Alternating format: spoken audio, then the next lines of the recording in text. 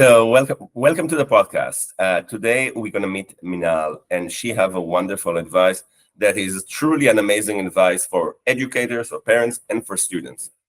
The fact that you have to be a lifetime long learner. You have to learn all the time. You have to make mistakes, and you have to learn from your mistakes. And it's better to learn from your mistakes when you're young. So it is really fascinating to hear it from a educator, from a principal, that her mother was also a principal, and that they inside their family they're trying to practice the concept of being a lifelong learner and making mistakes and teach the children. I'm sure you're going to enjoy it. Hi Minal, how are you today? I'm doing absolutely well. How about you? Yeah, I'm wonderful. So thank you for joining me today. And the first thing I always like to ask is, how did you become an educator? Okay, now that's like a long journey. So essentially, my mother was the one who had started with schools. So she would run schools since 1995, and then around 2003-4 when I graduated. I'm an economics graduate, so I was considering school work in the banking field or in the finance and all of that. And however, I was on a break after my master's, so I completed my graduation in Ahmedabad. I went abroad to UK for my master's, came back after my master's and all that, and I was looking for various jobs and stuff like that. In the meantime, my mother comes in and says that, hey, here's a school and all that, and it's the times are changing and I need somebody with better communication skills and English and etc. etc. And do you think you could kind of just help me out for a while?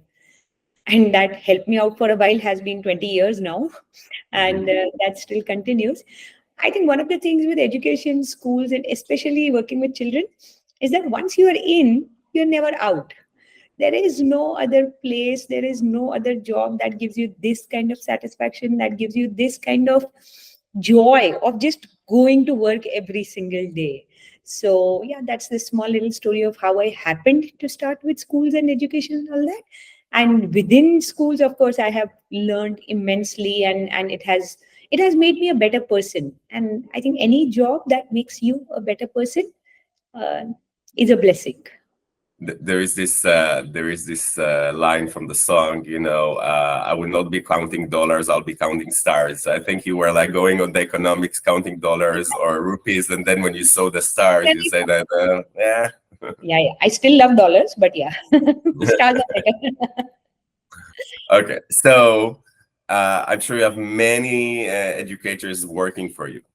Yes. What is the advice you would give an educator on their first day at their job or when they're just getting started?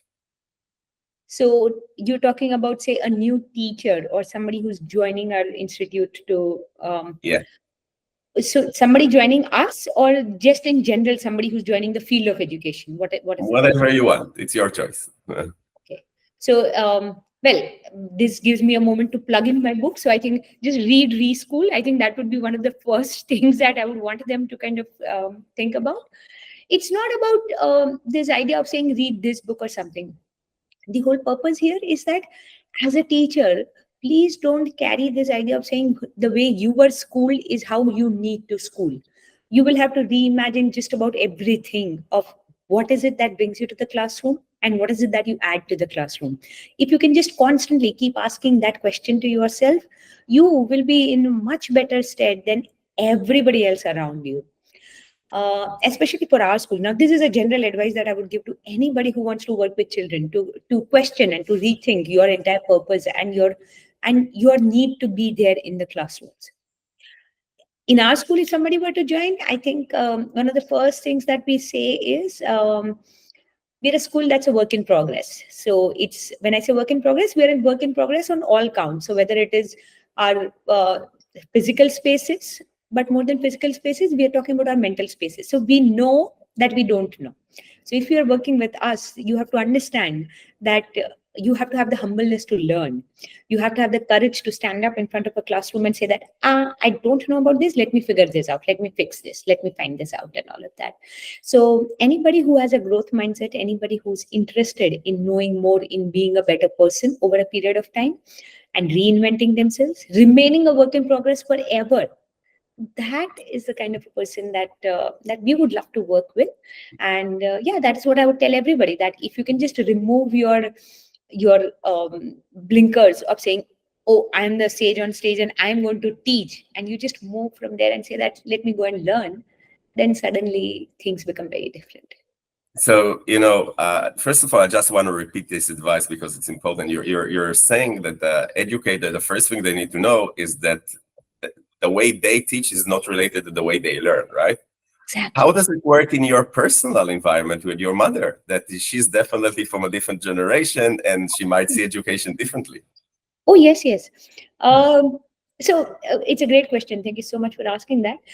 In my personal environment, I think we have reached a stage where my mother literally asks me questions like a student, and that is what I love about her. Like, she's 60 plus, and just the Reschool book that I have authored, this one, she is translating it in Gujarati for us. So she's realized that this is a beautiful book, but this will not reach the local vernacular people if it is in this language. So she has translated the whole thing in Gujarati for our own school members and for anybody and everybody. So with my mother, I think if there's one person who has a keen knack of learning and all that, it's her. She has this very simple saying that you have to constantly sharpen your own pencil. Like a pencil cholvi pade, no? You have to constantly keep sharpening your own ideas, your own methods, and all of that. So she's the greatest learner of all. She beats us by a margin. So. Very good. As I'm coming from Bree Books, tell me a little bit about your book. I know it's not a Bree Books book, but still, I wanna know more about it. Like, why did you write it? How was the writing journey? Oh, it was quite a journey, I would say. So the thing with Reschool is, it started around, say, pandemic, when I think anybody and everybody was writing a book. So everybody gets free and they'll be like, oh, there's a book in me and let me just get started.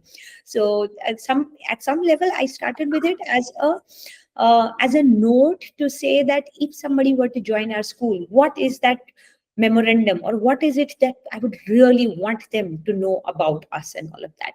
And slowly, steadily, it took a bigger form. That is, the journey started around 2021, and it continued till I think 22. So by 2022, I had my manuscript and all of it ready, and I was so elated because I believe that the entire job is done because I've written the book and all of that. It was only later on that I realized that that is only 10% of the job. So what happened is, once the manuscript was ready, of course, I started to look out for a publisher, etc., etc. But more importantly, I wanted the book to appeal to not just those who were fond of reading, but even to a visual learner, even to somebody whose attention spans may not permit them to sit for long. So Reschool is written in a very succinct manner, where we are saying that each and every chapter. Have you had a chance to look at the book? I don't. No, I didn't. So that's okay. So the entire book is broken down into small little chapters. So most chapters are, say, your 1 page or 1.5 page kind of thing, and every chapter comes with like a custom made illustration. So it was these illustrations that took up a lot of my time and energy, because once you get started, you're like, oh, this does not work, this does not convey the message, this is not happening, etc.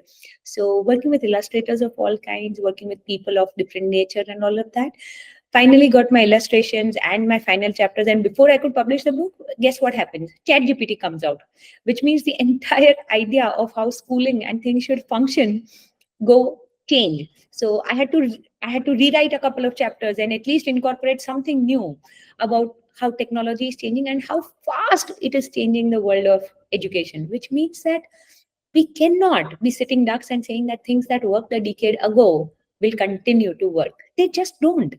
So yeah, and then it is a self-published book, but we published it to our friends, family, and on Amazon, of course.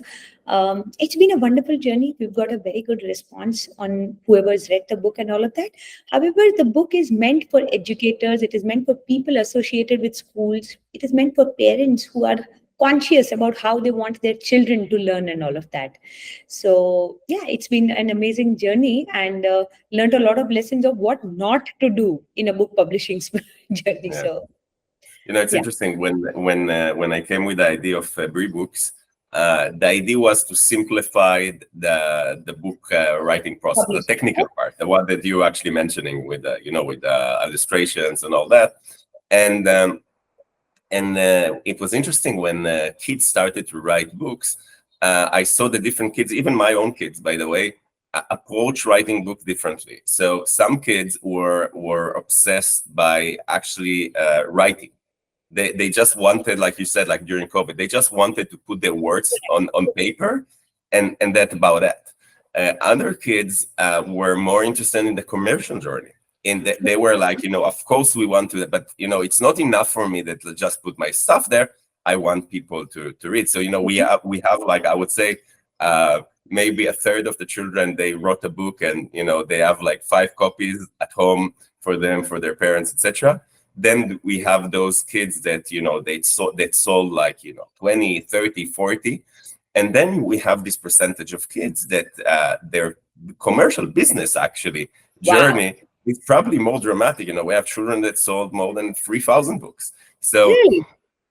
yeah, totally. And so so you look at that, and so I wonder for you where because it's different, right? Like to write and to be on the stage and tell the story about your book, and to do like to go to bookshops and do offer and to do Zoom with fans. That's a completely different skills. I wonder Absolutely. where you found your place there, which parts were more challenging for you, or are maybe. The writing was the easiest part. The publishing and talking about the book or taking it to newer places, more places, that is definitely is a challenge, was a challenge, even today remains a challenge. So I'm wondering how can I ensure that this message reaches a larger number of people? Because every time somebody's picked up the book and has had the chance to read it, they can see the value that it adds. However, in this attention deficit world that we live in, almost everything is eye grabbing. So how is it that we can reach more and more people, and how is it that we can talk about the value that this brings as a book to your school, to your personal life, and to the whole idea of working with children? So on that front, one of the things that we're doing is we are hosting a Reschool podcast, where so I host the podcast, and we call for different people from different walks of life, and we talk to them about, of course, like their journey of their career, of their personal life, and all of that. Plus, we ask them about what they would want out of schools. So far, what has happened with schools is we've only been talking to educators. So one educator asking the other, one person in the industry asking the other, saying, "Oh, should we do this? Should we not do this? Should we do this?" But just asking people who are all from all walks of life. So we have had entrepreneurs, we've had thinkers, we've had people who are founders, we've had like a variety of people who've come in, and educators, of course. And we've asked them, what is it that you would want me to change in the schools? So what is it that schools are not doing right? Because they have a very different lens to bring. So the journey of Reschool, it continues. It's like a movement where we think it cannot end here. It has to continuously go on. So, And so I wonder what are the children, the students are saying, like what would they change in the way the education system works? so every time you ask the students this, one permanent and a common answer that we get is, one is they want more sports. Mm-hmm. They want a longer recess. So these are the two things that invariably come out. So any age group, any student, anywhere you go, so there are two things we want. We want more sports period. We want more free play. We want time to be with our friends. And we definitely want more this recess time, or the time to be with peers. When we ask deeper questions, of course, there are things that come out which would include stuff like, having more practical learning, having more opportunity to collaborate, having more opportunity to just slow down at time. Very often I've also had children who speak about how it is difficult for them to just transit from one period to another and keep jumping from here to there and all that.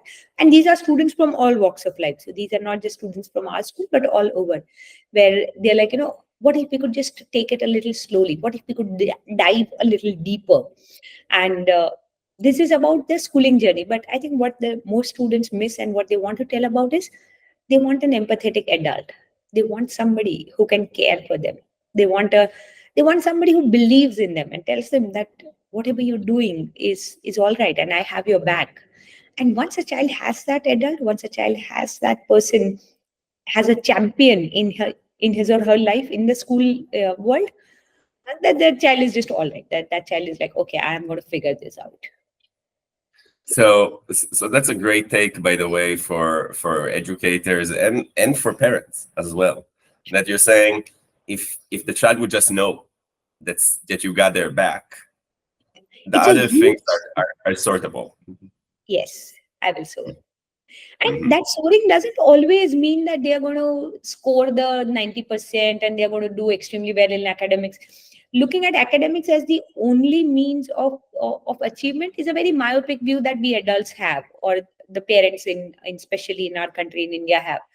The whole idea of learning is that it is endless, it is joyous, right? So if we just have their back, the children have a larger capacity to grow, bloom, and blossom, and they don't have to be just restricted by your report card.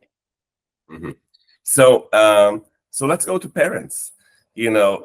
Again, it's a very common question that I like to ask educators. Is many times the parents will come to the school and say, we want our child to have an holistic education, very soft, very sports, etc. But then when kids come home and say, like, you got only 97 out of 100 in math, you got only so on one day, yeah, we want you to be to flourish like a flower in the field. But Uh, on the other end, they want you to be copycat, etc. How do you deal with that? I'm always saying, by the way, that the best thing a parent can do is not to hurt their child education, not to support them. So how do you deal with those parents? Couple of things. So what you said is right. No matter what we try, this exists. Right, so there's no escaping it. There's no idea of saying, okay, oh, this doesn't happen in our school, or this is not something that we face. I think every parent gets anxious at some point of time. However, there's a pattern that we've seen. So what happens is when the children are young or in the preschool, all the way till key stage 1, 2, so all the way till say grade 5, the parent is still okay, holistic and project based learning and stuff like that, they're okay. Come grade 6, 7, suddenly this idea of board exam seeps in. So the parent starts to become more anxious of saying, where is your mark? Where is this? Where is that? Etc. Etc. And what are you doing for the competition is a bigger question that kind of seeps in. At that point, I think one thing that we have been constantly doing and what has worked for us is constant communication. The parent is bombarded with so many things about saying how the world is harsh and how competition is going to overtake you, that if there is no voice coming from the school talking at a regular interval in a manner that the parent understands, where you're telling them why you're doing what you're doing and why this is important, if you are not communicating or over communicating, then the narrative that the world builds is going to take over. So what we try to do at our level is there are regular parent meetings, interventions, and we showcase a lot of things that children have learned, along with this idea of saying why are they doing what they're doing. So once the parent starts to see that as a regular feature of saying, okay, why is this class doing the physics project and not the physics test and all of that? Once the parent understands that, the parent is a little more easy at ease. That still doesn't take away the fact that everybody wants better board results. Everybody wants their children to do 90 plus, etc., etc.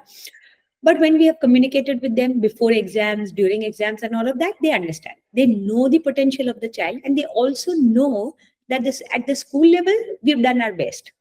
Then at the end of the day, the exam, each child is going to perform to his or her best.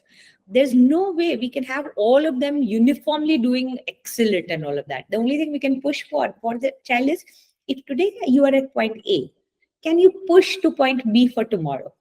Can you move your own graph?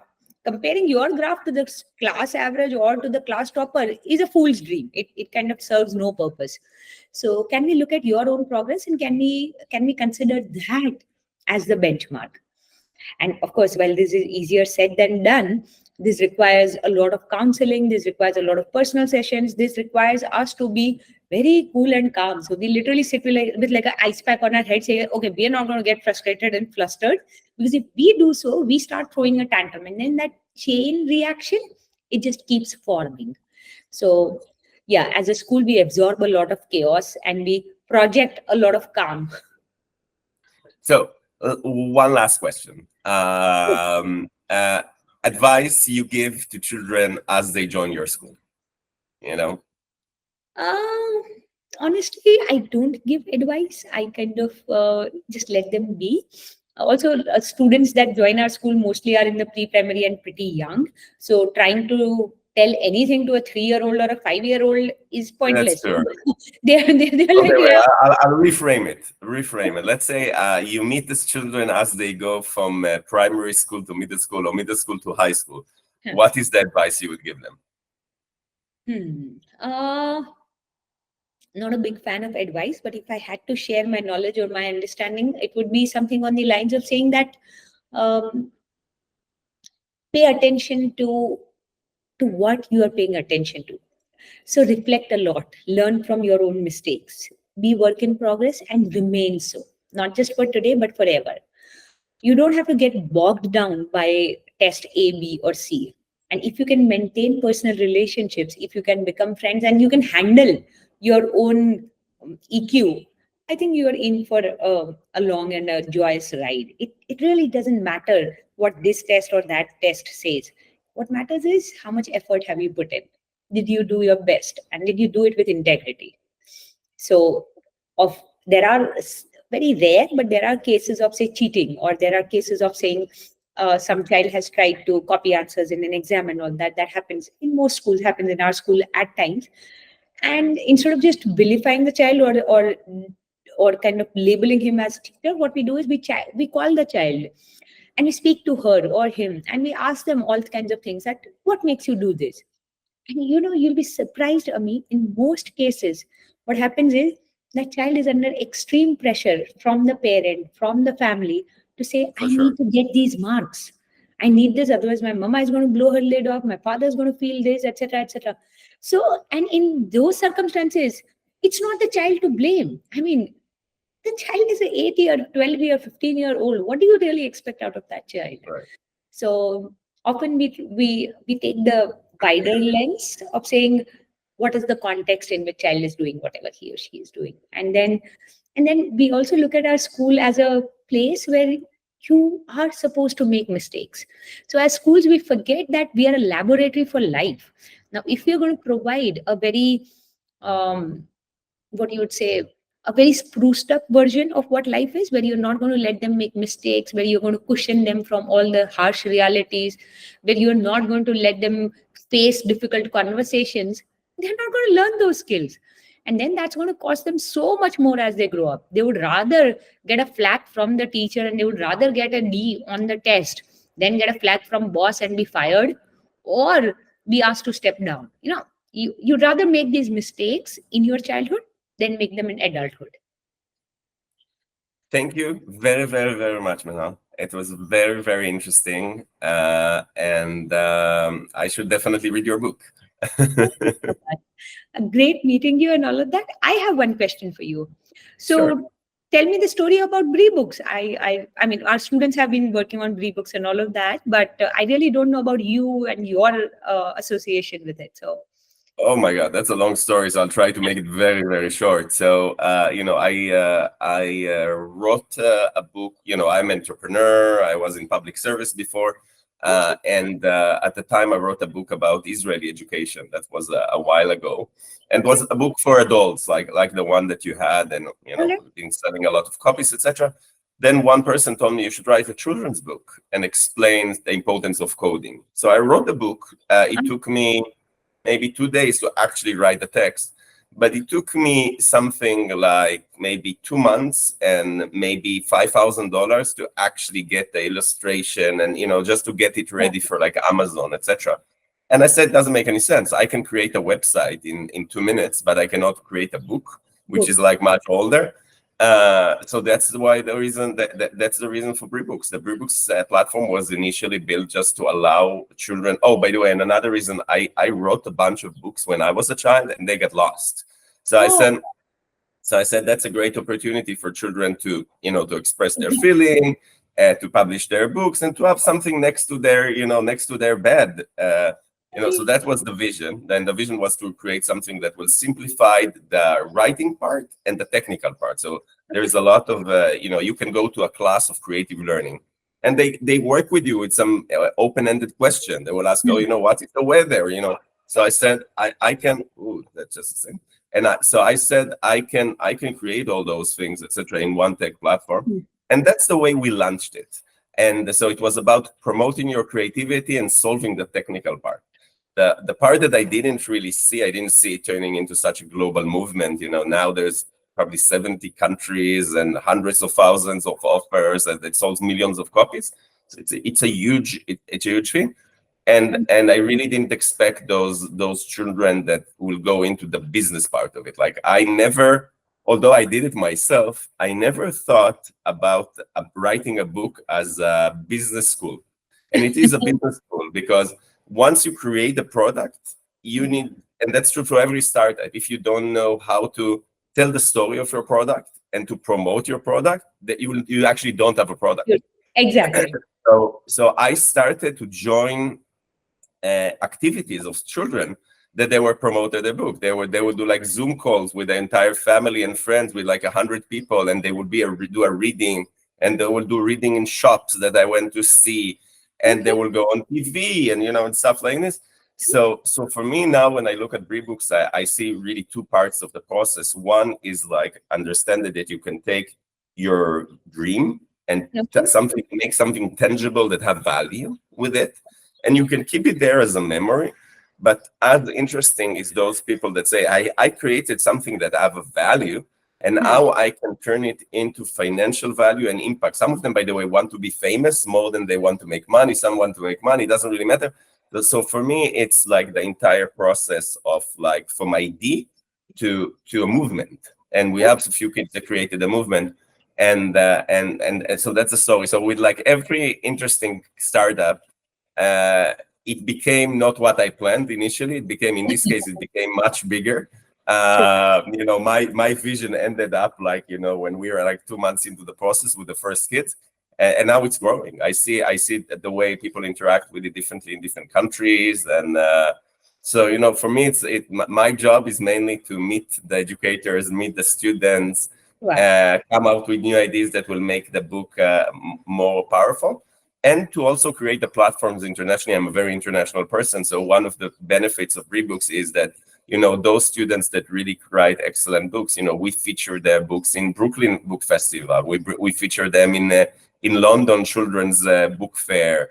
They are on Disney, they are on NDTV. Some of those books eventually will become TV shows. So there is, now my job is to take those ones that are really creating masterpieces and try to take them to the end while allowing everybody to create their masterpiece. So it's a really great place to be at. It's lots of fun, and it's encouraging, and you get lots of hugs from many kids all around the world. So it's lots of fun. I know, it is kind of the best thing that you could ask for. So yeah, so happy to hear this.